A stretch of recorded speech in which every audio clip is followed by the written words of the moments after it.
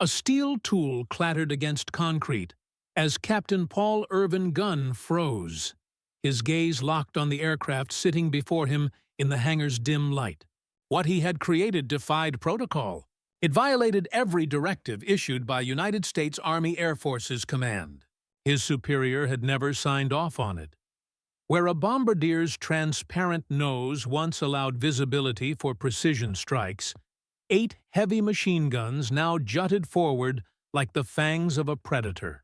This B-25 Mitchell, designed for high-altitude bombing runs, had been radically transformed into something the military had never sanctioned: a ship-hunting gun platform, an instrument of commerce destruction, an illegal gamble that could either reshape the Pacific Campaign or destroy Gunn's career through court-martial. What nobody understood yet was that this rogue modification, born from raw desperation and burning personal rage, would unleash the most catastrophic naval defeat Imperial Japan would endure across the entire Pacific theater. The formula for Allied dominance in the Southwest Pacific wasn't being calculated in Pentagon, war rooms, or approved through official channels. It was being welded together in remote maintenance facilities by a 43-year-old renegade fighting a deeply personal crusade. The beginning. Manila. December 1941. This path had started 2 years earlier.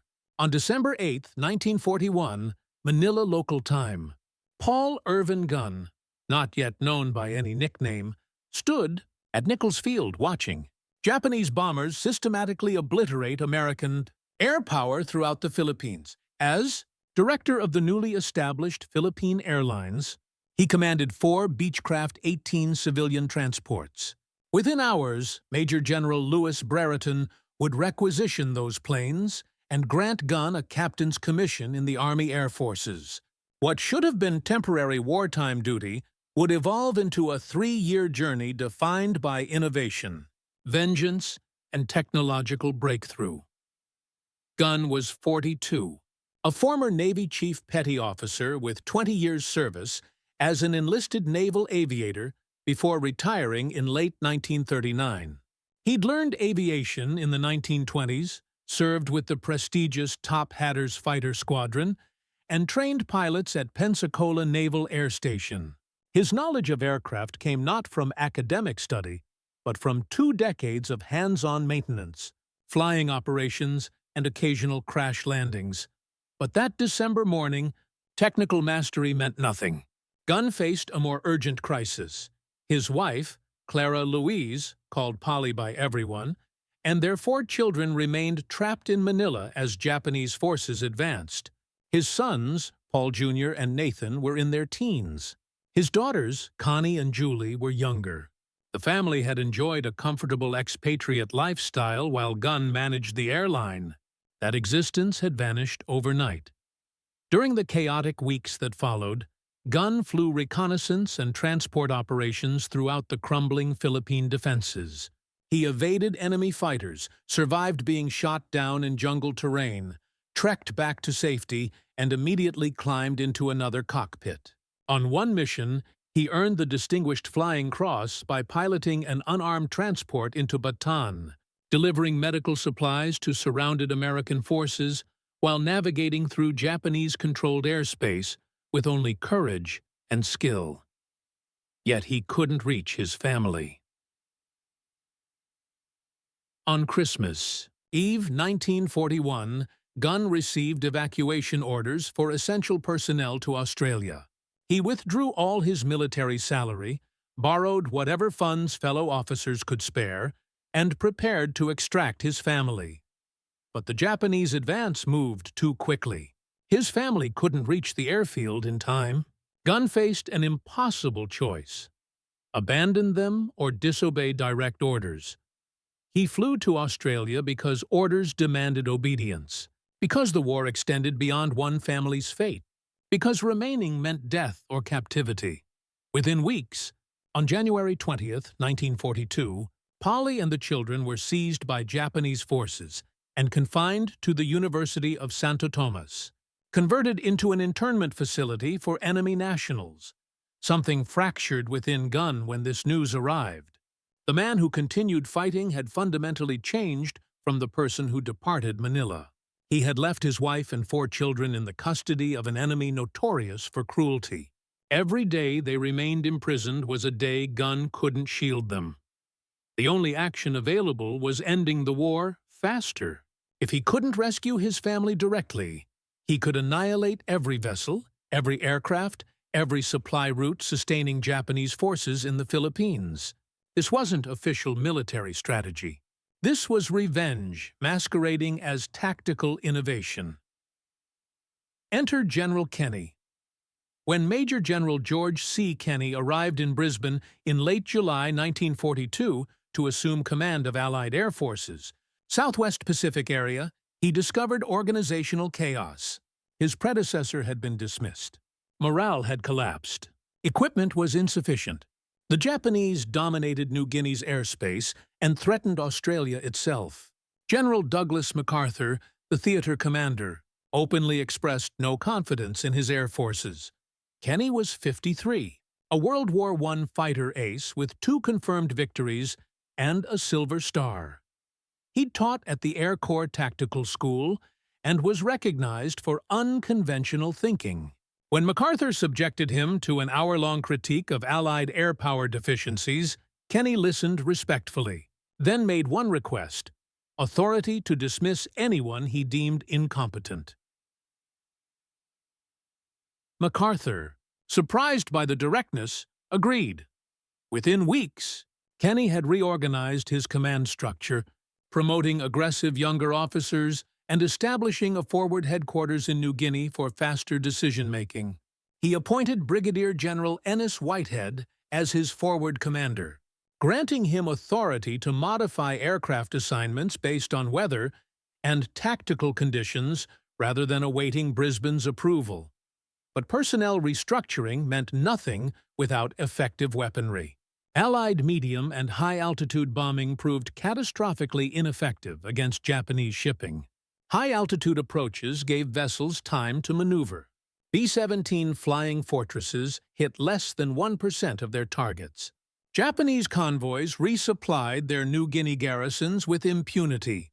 Allied ground forces died in the jungle while fresh Japanese reinforcements landed from ships that bombers couldn't sink. Kenny had contemplated this problem since 1928 during his instructor tenure at the tactical school. He'd theorized about skip bombing, releasing ordnance at extremely low altitude so bombs would skip across water like stones on a pond, striking ship hulls below the waterline where armor was weakest.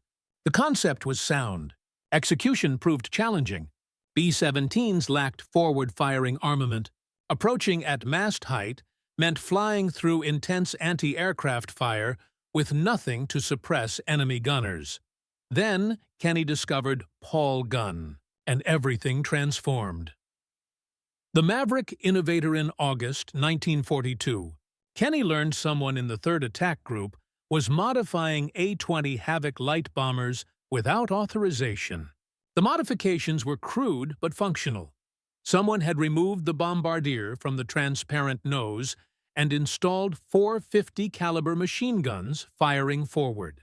The concept was strafing Japanese positions at minimal altitude, suppressing ground fire before dropping bombs. Kenny investigated and found Captain Paul Gunn working essentially alone, salvaging weapons from wrecked fighters and mounting them in attack aircraft. Gunn had taught himself aircraft modification through experimentation. He possessed no formal engineering credentials, but understood aircraft structures, weight distribution, and weapons systems from 20 years of practical experience. Most officers would have court-martialed Gunn for modifying military aircraft without authorization. Kenny immediately assigned him to his personal staff as Special Projects Officer and issued an impossible directive: modify every A-20 in theater for low-altitude attack. Immediately, Gunn worked 18-hour shifts. He scavenged weapons from crashed aircraft, fabricated mounting brackets in improvised workshops, and personally test flew each modification. He added 450 caliber machine guns to each A-20's nose, mounted additional guns along the fuselage, and installed bomb racks for parachute fragmentation bombs. The modified A-20s entered combat in September 1942, striking a Japanese airfield at Buna. Results exceeded all projections. The Strafer A-20s approached at treetop level, guns blazing, suppressing anti-aircraft positions before releasing ordnance. Japanese defenders, accustomed to high-altitude bombers visible for minutes, had no time to respond. The attack destroyed dozens of aircraft on the ground and demonstrated that low-level strafing could revolutionize aerial warfare. Kenny immediately ordered Gunn to begin similar modifications for B-25 Mitchell medium bombers. Birth. Of the gunship, the B-25 was larger than the A-20, possessed longer range, carried more ordnance, and could mount more forward-firing weapons. If Gunn could transform the Mitchell into a gunship, it would become the theater's most effective anti-shipping weapon. The B-25 Mitchell had been designed in 1939 as a medium-altitude level bomber. It was a twin-engine aircraft with a 67-foot, 7-inch wingspan, powered by two Wright R2600 radial engines producing 1,700 horsepower each. Standard armament consisted of 6 50-caliber machine guns for defense and 3,000 pounds of bombs. It carried a 5-person crew: pilot, co-pilot, bombardier, radio operator, and gunner. The aircraft was named after General Billy Mitchell, the controversial air power advocate court-martialed in 1925 for his outspoken views. Approximately 9,890 B-25s would eventually be manufactured at 2 North American aviation plants, one in Inglewood, California, another in Kansas City. Kansas, the B-25 had gained recognition in April 1942 when Lieutenant Colonel James Doolittle led 16 B-25Bs on a daring raid against Tokyo, launching from the aircraft carrier USS Hornet. The raid inflicted minimal physical damage, but provided enormous morale boost to Americans still reeling from Pearl Harbor. Most importantly, it forced Japan to retain fighter aircraft for homeland defense rather than deploying them to front lines. But the B-25's primary role remained medium-altitude bombing, a mission where it proved ineffective against ships. Gunn examined the B-25 and recognized potential nobody else saw. The aircraft's nose section was large enough to accommodate multiple heavy machine guns. The twin-engine design provided redundancy. Losing one engine wouldn't doom the aircraft. The sturdy construction could absorb punishment. Most importantly, the Mitchell possessed sufficient range to reach Japanese shipping lanes the shorter-range A-20 couldn't. In late 1942, Gunn began modifying B-25s in a maintenance hangar at Townsville, Australia. He worked with Captain Jack Fox, the North American aviation technical representative in theater. Fox was supposed to ensure aircraft modifications followed factory specifications. Instead, he became Gunn's accomplice in what would become the war's most successful unauthorized aircraft modification program. The first challenge was removing the bombardier and his glass nose section. This saved weight and eliminated a vulnerable position useless for low-altitude attack. Gunn replaced the transparent nose with a solid metal nose housing 4 50-caliber M2 Browning machine guns, all firing forward and operated by the pilot. Each gun carried 500 rounds of ammunition. The firing rate was approximately 850 rounds per minute per gun, meaning the pilot could unleash a storm of lead shredding any target in seconds. But 4 guns weren't sufficient for Gunn. He added 2 more 50-caliber guns in cheek, blisters on either side of the forward fuselage, just below and behind the cockpit. These package guns extended slightly beyond the propeller arc, allowing them to fire without bullets passing through the propeller disc. They were fixed, firing forward, adding to the pilot's firepower. Then Gunn made a radical decision. The B-25 had a dorsal turret with twin 50-caliber guns mounted behind the cockpit. This turret could rotate to defend against attacks from above and behind. Gunn locked the turret in the forward-firing position, adding 2 more guns to the pilot's control. The co-pilot could now operate these guns using a cockpit sight, or the pilot could fire all weapons, simultaneously using a master trigger. Now, the modified B-25 possessed 8 forward-firing 50 caliber machine guns delivering approximately 180 pounds of projectiles per second. For comparison, a single P-51 Mustang fighter carried 6 50 caliber guns. The modified B-25 had the forward firepower of more than 1 fighter aircraft concentrated in a platform that also carried 2,000 pounds of bombs. Engineering challenges. Modifications created significant engineering obstacles. Adding weight to the nose shifted the aircraft's center of gravity forward, making it nose-heavy and difficult to control. Gunn compensated by repositioning equipment aft and ballasting the tail section. The enormous recoil from 8 guns firing simultaneously created structural stress. Gunn reinforced the nose section with additional bracing. The guns generated tremendous heat and smoke. Gunn added ventilation systems and relocated ammunition storage to reduce fire risk. Most critically, Gunn had to solve gun harmonization. The 8 guns needed to converge their fire at a specific point ahead of the aircraft, typically between 200 and 400 yards. If improperly aligned, bullets would spray everywhere except the target. Gunn developed a ground testing procedure using targets placed at measured distances, adjusting each gun mount until all 8 weapons converged precisely.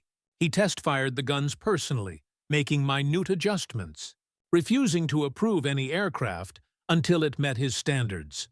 The entire modification process took approximately 2 weeks per aircraft when working continuously. Gunn trained maintenance crews to perform the work, establishing production line techniques. By December 1942, he had modified enough B-25s to equip the 90th Bombardment Squadron. Tactical development. The squadron needed a commander who understood low-altitude attack and wasn't afraid to violate conventional bombing doctrine. Kenny selected Major Ed Larner, a pilot who had risen from first lieutenant to major in weeks due to aggressive combat leadership. Larner had demonstrated exceptional skill in low-level missions and earned Kenny's trust. Larner and Gunn developed the tactics that would transform naval warfare. The modified B-25s would approach Japanese ships at extremely low altitude, sometimes as low as 50 feet above water, flying at maximum speed, approximately 300 miles per hour. At this altitude and speed, they were nearly impossible for ship gunners to track. The closing speed was too fast for manual aim, and the aircraft were already gone before gunners could adjust. As the B-25s approached, pilots would open fire with all 8 forward guns at approximately 1,000 yards, walking the fire into the target ship. The stream of 50 caliber bullets would sweep the decks, killing or suppressing anti-aircraft gunners, destroying gun positions, shredding superstructures, and creating chaos. The purpose wasn't sinking the ship with gunfire, although damage could be substantial. The purpose was silencing the ship's defenses and creating terror among the crew. Then came the bombs. At approximately 200 to 400 yards, flying at minimum safe altitude, the pilot would release a bomb with a 4 to 5 second delayed fuse. The bomb would leave the aircraft traveling at 300 miles per hour, strike the water, and skip across the surface. The bomb would bounce once, perhaps twice, then slam into the ship's side at or below the waterline. The delayed fuse ensured the bomb didn't explode on impact. Instead, it would penetrate the hull, sink slightly beneath the surface, and then detonate. The explosion occurred in the ship's most vulnerable area, below the armor belt, where hulls were thinnest. The blast was enhanced by water's incompressibility, which transmitted shock waves with devastating efficiency. A single bomb exploding below the waterline could break a ship's keel, rupture fuel tanks, flood engine rooms, and cause catastrophic structural failure. By the time the bomb detonated, the B-25 was already past the target, climbing rapidly to avoid the blast and secondary explosions. The entire attack, from first gunshots to bomb release, took approximately 10 seconds. Intelligence and opportunity. While Gunn was modifying aircraft, Allied intelligence monitored Japanese naval movements. Ultra Intercepts, the code-breaking operation that had cracked Japanese naval codes, provided detailed information about enemy plans. Fleet Radio Unit Melbourne, known as FRUMEL, was reading Japanese messages almost in real time. In late February 1943, FRUMEL intercepted messages indicating a major Japanese convoy was assembling at Rabaul on the island of New Britain. The convoy's destination was Lae on New Guinea's northern coast. The cargo was troops and supplies for Japanese forces fighting Allied advances in Papua. The intelligence was specific. 8 transport ships would carry approximately 6,900 troops of the 51st Division. 8 destroyers would provide escort. The convoy would depart Rabaul at midnight on February 28, 1943, and arrive at Lae approximately 3 days later. This was Japan's maximum effort to reinforce New Guinea. If the convoy succeeded, Japanese forces would be strengthened significantly, potentially stopping Allied advances. If the convoy failed, Japan would lose thousands of experienced troops and likely never attempt another major reinforcement by Seat General Kenny saw an opportunity to test his modified aircraft and new tactics against the most important target since Pearl Harbor. He assembled every available aircraft in theater for a coordinated attack. The strike force would include B-17 Flying Fortresses bombing from medium altitude, Royal Australian Air Force Beaufighters strafing at low level, P-38 Lightning fighters providing air cover, and modified B-25 strafers executing skip bombing attacks. It would be the largest coordinated air operation in the Southwest Pacific to date. Kenny personally briefed squadron commanders on February 28th. The orders were explicit: find the convoy, attack without mercy, give no quarter, sink every ship. This wasn't a raid. This was annihilation. The Bismarck Sea battle at midnight on February 28, 1943, the Japanese convoy departed Simpson Harbor at Rabaul. Rear Admiral Masatomi Kimura commanded from the destroyer Shirayuki. The convoy consisted of 8 cargo transports and 8 destroyers providing escort. Approximately 100 Japanese Zero fighters would fly air cover during the voyage. The convoy was the strongest force Japan had assembled for a resupply mission. Kimura expected to lose ships. Every previous convoy to New Guinea had suffered losses, but Japanese commanders believed enough ships would survive to deliver the troops. They were catastrophically wrong. The convoy was spotted that afternoon by a B-24 Liberator on patrol. The crew radioed the position, course, and composition. Kenny's command immediately launched reconnaissance aircraft to track the convoy. Weather favored the Japanese initially. 2 tropical storms moved through the area, providing cloud cover and reducing visibility. Allied aircraft maintained contact, but couldn't attack effectively through the storms. The convoy made good progress, moving at 7 knots. By nightfall on March 1st, the Japanese had covered approximately 90 miles, roughly halfway to Lae. The weather was deteriorating, which Kimura welcomed. Poor weather meant fewer Allied aircraft. On the morning of March 2, 1943, the weather improved slightly. Allied reconnaissance aircraft regained visual contact. At approximately 10 in the morning, 29 B-17 Flying Fortresses attacked from 5,000 feet. The high-altitude bombing was predictably ineffective. The B-17s claimed hits, but Japanese records indicate minimal damage. The attack served one purpose. It forced the convoy to alter course repeatedly, slowing progress toward Lae. Throughout March 2nd, additional B-17 strikes continued. The flying fortresses dropped dozens of bombs from various altitudes. Ships maneuvered frantically, and Japanese fighters engaged the bombers. Several B-17s were damaged. 3 Japanese fighters were shot down, but no ships sank. As night fell on March 2nd, Kenny knew the critical attack would come the next morning. The modified B-25s were ready. Major Larner had briefed his pilots repeatedly. They had rehearsed the attack profile. Every pilot understood the mission. At dawn on March 3, 1943, weather conditions were perfect for air attack. Clear skies, good visibility, calm seas. Rear Admiral Kimura must have felt dread. His convoy was approximately 30 miles from Leh, close enough that land-based anti-aircraft guns could provide some support, but still vulnerable. The Allied strike force assembled at Cape Ward Hunt on Papua's northern coast. Approximately 90 Allied aircraft converged on the Japanese convoy. Multiple waves would attack from different directions throughout the day. The attack began at approximately 10 in the morning. B-17 strikes hit first from medium altitude, diverting attention and forcing ships to maneuver. Then the low-altitude aircraft arrived. Beaufighters came in first, strafing with 4 20mm cannons and 6 machine guns, suppressing anti-aircraft fire. The destroyers opened up with everything they had, but the closing speed was too fast. Then the modified B-25 strafers arrived, and the massacre began. The slaughter-modified B-25 strafers participated in multiple attack waves.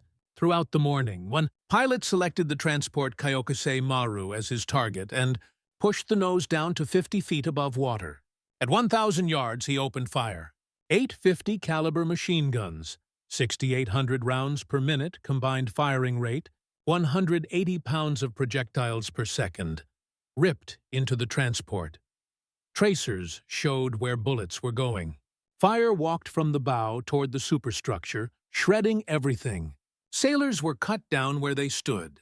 Anti-aircraft guns were blown apart. The bridge disintegrated under the impacts. Metal fragments flew everywhere. Then he released his bombs.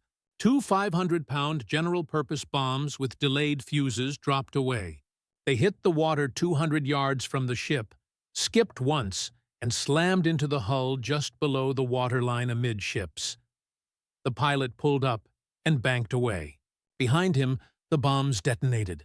2 massive underwater explosions ripped the bottom out of Kyokusei Maru. The transport lurched violently. Water poured into the engine room and holds. The ship began settling immediately, listing to port. It would sink within 15 minutes. Other modified B-25s followed in successive waves. Each selected a target. Each executed the same devastating attack profile. Guns blazing, bombs skipping, ships exploding.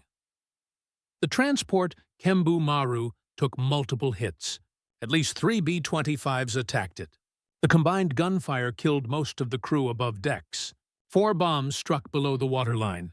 The ship broke in half and sank in less than 10 minutes. Teiyo Maru was strafed so heavily that fires broke out across the superstructure. 2 bombs opened the hull. The transport went down with nearly 1,000 troops still aboard. Nojima tried to maneuver but was too slow. A B-25 strafer raked it from stern to bow, then put 2 bombs into the engine room. The ship lost power and began taking on water. It would sink later in the day. The Beaufighters and remaining B-25s attacked the destroyers. The destroyer Shirayuki, Admiral Kimura's flagship, was hit by strafing fire that killed almost everyone on the bridge, including Kimura, who was wounded. A bomb struck near the stern, starting a magazine fire. Secondary explosions blew the stern section off. The destroyer sank. Tokitsukaze took direct bomb hits that ignited fuel tanks. The destroyer became a floating inferno and sank within the hour. Arashio collided with the transport Nojima while maneuvering and suffered heavy damage. The destroyer was abandoned and sank. Throughout the attack, Japanese Zero fighters tried desperately to protect the convoy. But the P-38 Lightnings engaged them at high altitude, while the B-25s operated at masthead height, where fighters couldn't safely attack without hitting their own ships. The coordination was perfect. The attack lasted approximately 40 minutes. When Allied aircraft withdrew to rearm and refuel, the scene was apocalyptic. 4 transports were sinking or already sunk. 3 destroyers were gone. The remaining ships were scattered, some damaged, all in chaos. Hundreds of Japanese soldiers and sailors were in the water. Bodies floated among the wreckage. Oil slicks burned. The aftermath. That afternoon, Allied aircraft returned for additional strikes. Modified B-25s found the surviving ships limping toward Leh. The attacks were methodical and merciless. Each ship was targeted individually. The Strafer B-25s came in low, guns blazing, bombs skipping. More transports sank. The destroyer Asashio, already damaged, took more bombs and went under. By nightfall on March 3rd, all 8 transports and 4 of the 8 destroyers had been sunk. Approximately 3,000 Japanese soldiers and sailors were dead or drowning. Another 2,700 would be rescued by the 4 surviving destroyers and by submarines sent from Rabaul. Only about 1,200 troops would eventually reach Leh, many without weapons or equipment. Of the 6,900 troops originally embarked, more than 5,700 were casualties. The convoy had been annihilated. Allied losses were remarkably light. 1 B-17 Flying Fortress was shot down. 3 P-38 fighters were lost in combat. 13 aircrew were killed. Compared to Japanese losses, it was barely a skirmish. The Battle of the Bismarck Sea represented a turning point in the Pacific War. It demonstrated conclusively that land-based aircraft could destroy a heavily escorted naval convoy. It proved the effectiveness of skip bombing when combined with overwhelming forward firepower. It validated every modification Gunn had made to the B-25. Most importantly, it convinced Japan that resupplying garrisons by sea in the Southwest Pacific was no longer feasible. Never again would Japan attempt a major convoy to New Guinea. Japanese forces there would slowly starve and wither as supplies dwindled. Expansion and recognition. The success of the Bismarck Sea Battle led to immediate expansion of the modification program. Kenny ordered all available B-25s in theater converted to Strafer configuration. Gunn worked even harder, training additional crews, refining techniques, increasing production. By mid-1943, most B-25s in the Southwest Pacific had been modified. North American Aviation, the manufacturer, took notice. Company representatives visited Gunn's workshops, examined the modifications, and requested detailed specifications. The company wanted to incorporate Gunn's innovations into factory production. Gunn was promoted to major and sent back to the United States to work with North American Aviation at their Inglewood and Kansas City plants. He spent several months in 1943 and early 1944 working with engineers to design factory-produced Strafer versions of the B-25. The result was the B-25G, which mounted a 75mm cannon in the nose along with 4 50-caliber machine guns. 405 B-25Gs were built. The 75mm cannon fired a 14.7-pound shell that could penetrate ship armor or destroy bunkers.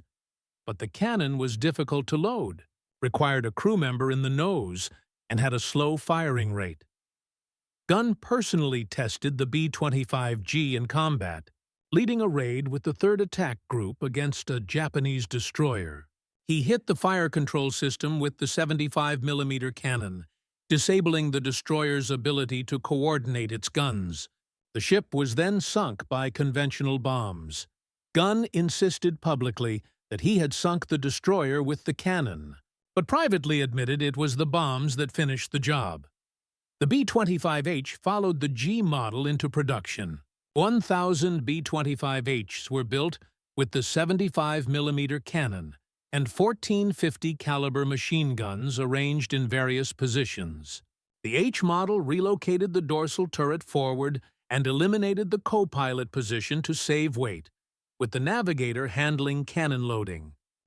The massive firepower came at a cost. The B-25H was nose-heavy and difficult to control. Wright Field, the Army Air Force's development center, sent Gunn a message stating the modification was dangerous, and aircraft should be grounded until the center of gravity issue was resolved. Legend has it, Gunn replied, "Put center of gravity in storage for the duration. We have a war to fight." The story may be apocryphal, but it captured Gunn's attitude perfectly. Technical perfection mattered less than combat effectiveness. Pilots learned to compensate for the handling issues. The final production variant, the B-25J, reverted to a conventional bombardier nose on some aircraft while retaining the strafer nose on others. 4,318 B-25Js were built, making it the most numerous variant. Some B-25Js were equipped with 8 forward-firing guns in the nose, 4 guns in cheek blisters, 2 guns in the dorsal turret, and 4 guns in waist positions. Total armament could reach 1850 caliber machine guns, the most heavily armed bomber of World War II. Continued operations throughout 1943 and 1944 modified B-25s devastated Japanese targets across the Pacific. In August 1943, B-25 Strafers attacked Japanese airfields at Wewak in New Guinea. The raids destroyed 174 aircraft on the ground, breaking the back of Japanese air power in the region. The Wewak raids were possible because Gunn had solved another problem: range. B-25s had sufficient range for most missions, but Wewak was at the limit. Gunn developed a technique using auxiliary fuel tanks carried in the bomb bay. Once fuel was consumed, the tanks were jettisoned through an open hole in the floor. The system was crude. Fuel fumes permeated the fuselage, and a breeze blew through the aircraft, but it extended range by several hundred miles. The Wewak raids ended Japanese air superiority over New Guinea and allowed Allied ground forces to advance with minimal air opposition. In November 1943, B-25 Strafers attacked Rabaul Harbor in one of the war's most spectacular raids. Major Raymond "Jock" Hennebrey led 38 B-25s against shipping in the heavily defended harbor. The attack occurred at masthead height with P-38s, providing top cover and phosphorus bombs creating smoke screens. Of 38 vessels in the harbor, 30 received direct hits. 1 heavy cruiser, 3 destroyers, and numerous transports and support ships were sunk or damaged. The raid paralyzed Rabaul as a forward base and demonstrated that even the strongest Japanese positions were vulnerable to modified B-25s. In the Philippines campaign of 1944, B-25 Strafers provided close air support for ground forces, destroyed Japanese supply lines, and attacked shipping throughout the archipelago.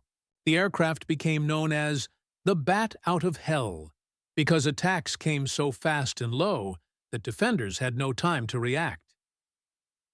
Personal resolution, Gunn's personal war continued throughout this period. His family remained imprisoned at Santo Tomas. Letters occasionally reached him through the Red Cross, but communication was sporadic and censored. He knew conditions in the camp were deteriorating. Japanese guards became harsher as the war turned against them. Food became scarce. Disease spread. Gunn could do nothing except fight harder, hoping each mission brought the war's end closer. In late 1944, American forces invaded Leyte in the Philippines.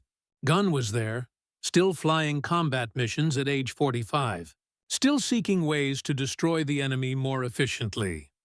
On a night in late 1944, Japanese bombers attacked Tacloban airfield on Leyte.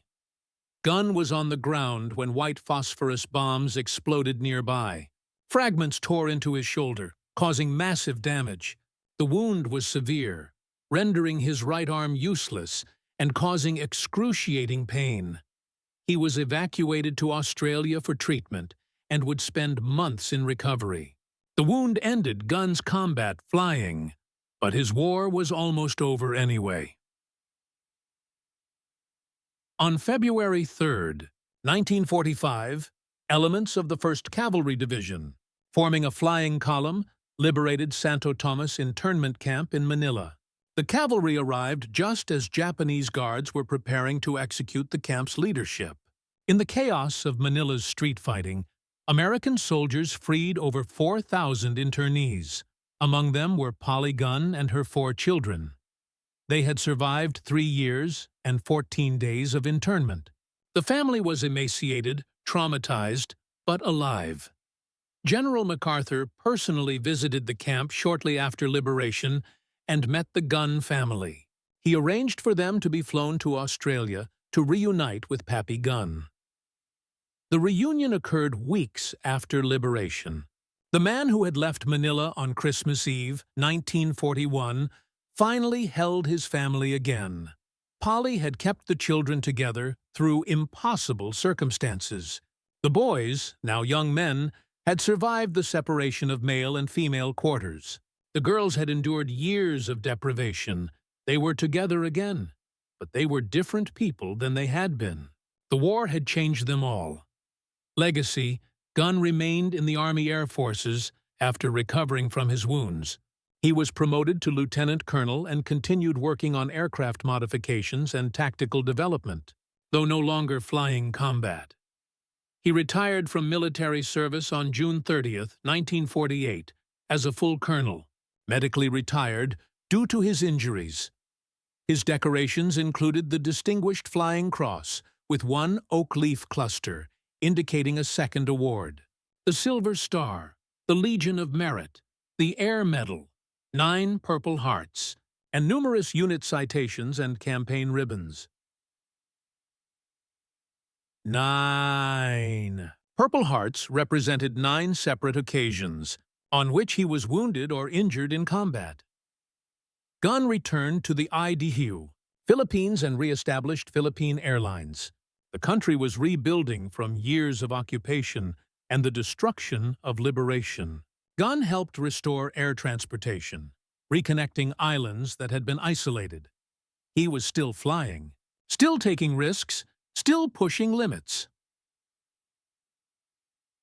On October 11, 1957, 7 days before his 58th birthday, Gunn was flying a charter flight when his aircraft encountered a severe storm. The plane crashed. Paul Irvin "Pappy" Gunn died doing what he had done for nearly 40 years, flying. He was buried at Barrancas National Cemetery at Naval Air Station Pensacola, Florida, where he had once been an instructor. Enduring impact, his legacy lived in multiple forms. The B-25 Strafer modifications he pioneered remained standard throughout the war. Approximately 9,890 B-25 Mitchells were built, and thousands were configured as strafers based on Gunn's designs. The skip bombing technique he helped perfect destroyed hundreds of Japanese ships and contributed significantly to Allied victory in the ETV. Pacific Gunn demonstrated that innovation could come from anywhere, even from modifications made by a grieving father in a maintenance hangar. The official military bureaucracy wanted to fight World War II with existing weapons and approved tactics. Gunn showed that desperate circumstances required desperate innovations. The Battle of the Bismarck Sea became a case study in military academies worldwide. The combination of intelligence, coordination, new weapons, and new tactics achieved complete victory at minimal cost. It demonstrated what air power could accomplish against naval forces when properly employed. 8 transports destroyed, 4 destroyers sunk, over 5,000 casualties, all for the loss of 4 Allied aircraft. The mathematics were simple and brutal. You couldn't survive in an environment where the enemy controlled the air. Every ship sunk in the Bismarck Sea represented dozens of missions that would never be flown. Hundreds of troops who would never fight. Thousands of rounds of ammunition that would never be fired. Destroying supplies before they reached the battlefield was the most efficient form of warfare. The modified B-25 became the weapon system that made this possible.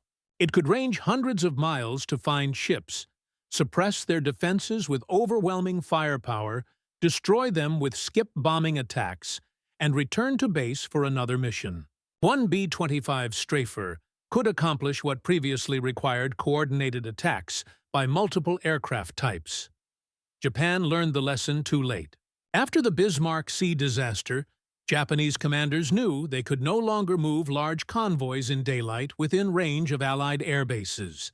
They switched to nighttime movements, used submarines for critical supplies, and increasingly relied on barge traffic that could hide in coastal waters during the day. These measures reduced but did not eliminate losses. B-25 strafers hunted barges with the same efficiency they hunted ships.